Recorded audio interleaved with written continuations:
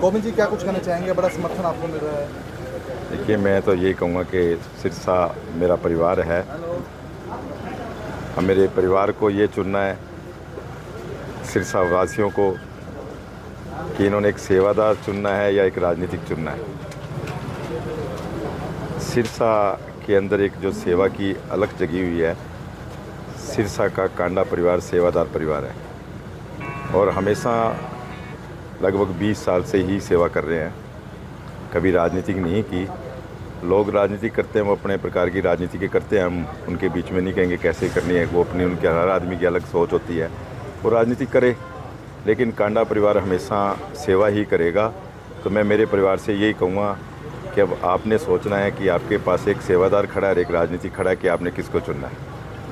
Sir, लोग टिकटों का इंतजार कर रहे हैं और आप विजय तिलक की तैयारी करवा रहे हैं। देखिए, भाई गोपाल कांडा जी हरियाणा लोकहित पार्टी के सुप्रीमो हैं और आपके भाई हैं, और सिरसा से उनका हमेशा से आप सभी का आशीर्वाद रहा है।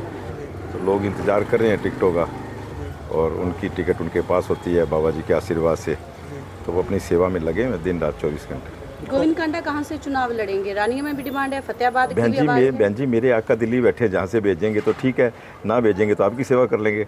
हमने राजनीति तो करनी नहीं, हमने सेवा करनी है। हम सिरसा में सेवा करके ज़्यादा खुश हैं। विपक्ष का ये कहना है कि कांडा परिवार पैसे बांट कर चुनाव जीत लेता है, उस पर आपका क्या कहना है? देखिए, पैसे सबके पास है।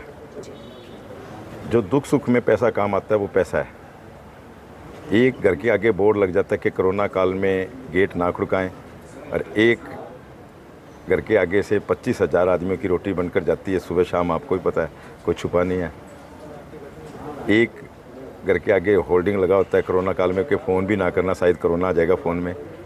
और एक आदमी 500 आदमियों के बीच में बैठ के 10 दिन का एक हॉस्पिटल तैयार करता है और मुख्यमंत्री जी उसका उद्घाटन करते हैं।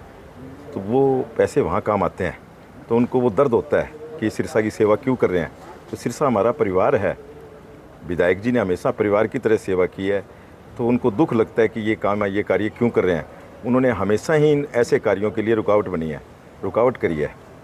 कल आपने देखा होगा कि श्री राहुल सेठिया जी ने एक बयान दिया कि यहाँ रोज़ नए नए संत महात्मा आ जाते हैं।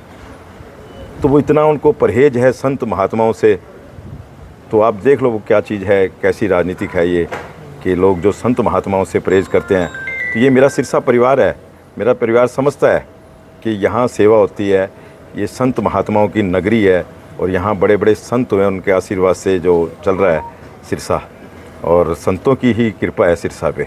तो यहाँ बड़े बड़े संत ही आएंगे, जहाँ संत होंगे वहाँ संतों से मिलने के लिए संत ही आएंगे, और सिरसा का, मेरे परिवार का कल्याण कर रहे हैं। अभी मेरे पास बहुत तगड़ी डिमांड थी, जब लोग मुझे, जहाँ मैं जाता था, जिस गांव में जाता था, जहाँ मुझे लोग कहते थे कभी हमें दर्शन कराओ प्रदीप मिश्रा जी के, तो मैं कहा आप तारा बाबा जी से कहो, तारा बाबा जी करवाएंगे। और बाबा ने कृपा करी, वो सिरसा आए।